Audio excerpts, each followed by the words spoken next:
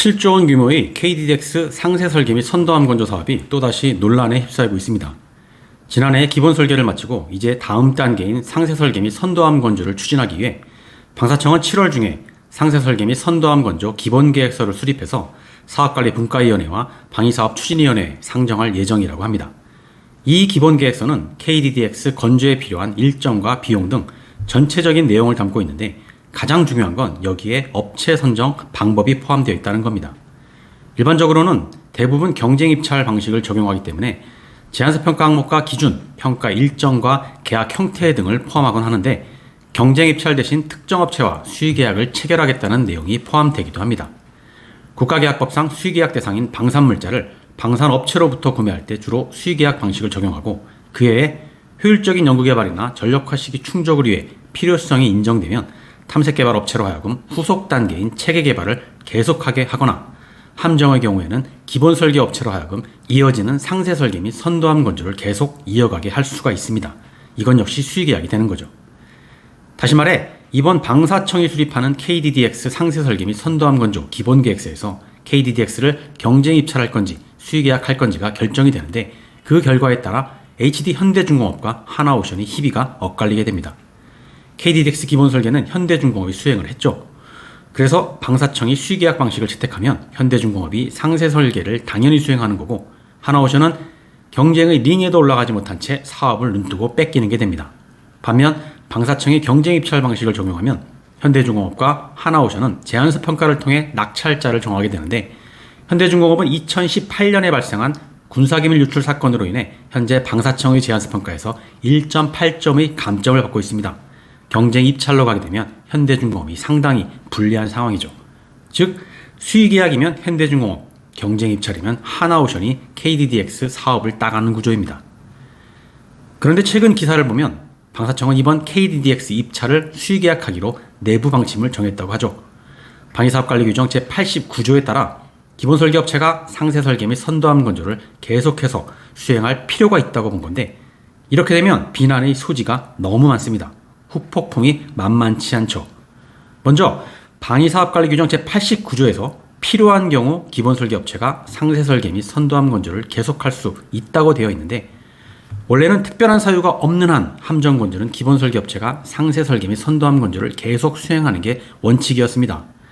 그런데 방사청 스스로 2019년 3월에 경쟁 입찰을 원칙으로 바꾼 거고 필요한 경우에 한해 계속 수행하게 할 수 있다는 여지는 남겨놨지만 그건 역시 방위사업추진위원회의 심의를 받도록 제한을 걸어놨습니다. 탐색개발업체와 체계개발업체를 따로 선정하는 일반 무기체계와 같이 함정사업에서도 단계별 경쟁 입찰 방식을 도입한 거죠. 그래놓고 이제 와서 경쟁 입찰 대신 특정 업체를 지정하는 수의계약 방식을 적용한다면 이건 방사청 스스로 정책의 일관성을 포기하는 겁니다. 게다가 수의계약을 하려면 효율적인 연구개발이나 전력화 시기 충족을 위해 그 필요성을 설명해야 하는데 KDDX에는 이 명분이 보이지가 않습니다. KDDX의 개념 설계는 하나오션이 했고 기본 설계는 현대중공업이 했기 때문에 이미 이전 단계의 양계 업체가 모두 참여를 했죠. 그리고 기존 구축함인 KDX도 하나오션과 현대중공업이 나눠서 건조했기 때문에 특정 업체가 기술력이 높다고 볼 수는 없습니다. 만약에 기본 설계와 상세 설계가 연속되어야만 효율성이 좋다고 한다면 애초에 업체를 따로 뽑아서는 안 되는 겁니다. 그런 논리라면 지금도 탐색개발과 체계개발을 나눠서 수행하는 일반 무기체계 연구개발 사업은 제대로 돌아갔을 리가 없습니다. 그리고 전력화 시기 충족성은 더욱 관계가 없어 보이죠. 경쟁 입찰을 할 경우 입찰 공고 후 제안서 평가한 다음 업체 선정까지 걸리는 기간이 2 내지 3개월입니다. 경쟁 입찰 대신 수의계약을 한다고 해서 줄일 수 있는 전력화 기간이 겨우 2 내지 3개월 뿐이라는 말이죠. 수의계약의 필요성을 인정받기가 어렵습니다. 가장 큰 논란은 지금 현대중공업이 군사기밀 유출 사건으로 인해 제안서 평가에서 보안감점 페널티를 받고 있다는 건데요. 방산보안 사고가 반복적으로 생김에 따라 방산업체의 경각심을 높이기 위해 방사청이 보안사고를 유발한 업체에게는 제안서 평가가 감점을 주고 있습니다. 그런데 그 업체가 감점으로 인해 평가에서 떨어질 우려가 있으니까 제안서 평가를 생략하고 수의계약을 체결한다는 건 말이 안 되죠. 수의계약이 원칙이었을 때도 보안사고가 발생하면 그 업체와는 수의계약을 체결하지 않는 게 정상일 텐데 원칙도 아닌 수의계약을 먼저 나서서 체결한다? 이건 정말 특혜라고밖에 볼 수가 없습니다.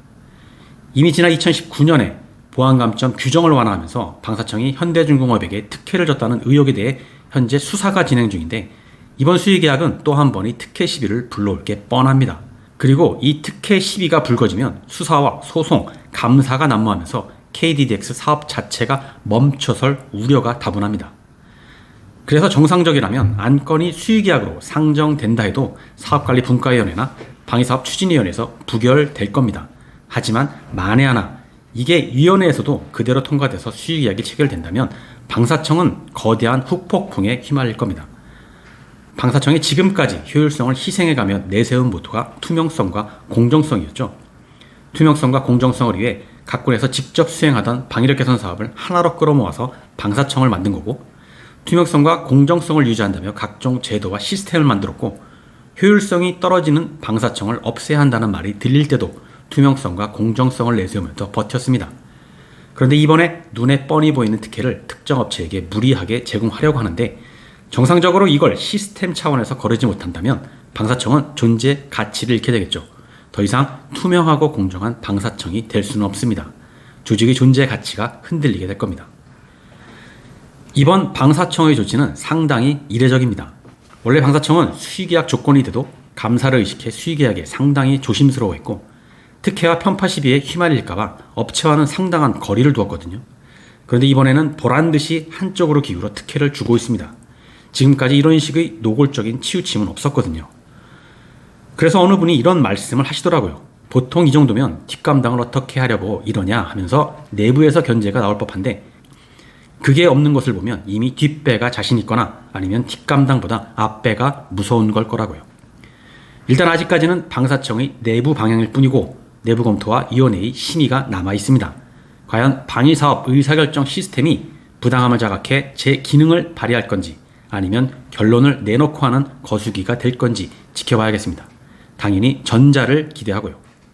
오늘은 여기까지입니다. 감사합니다.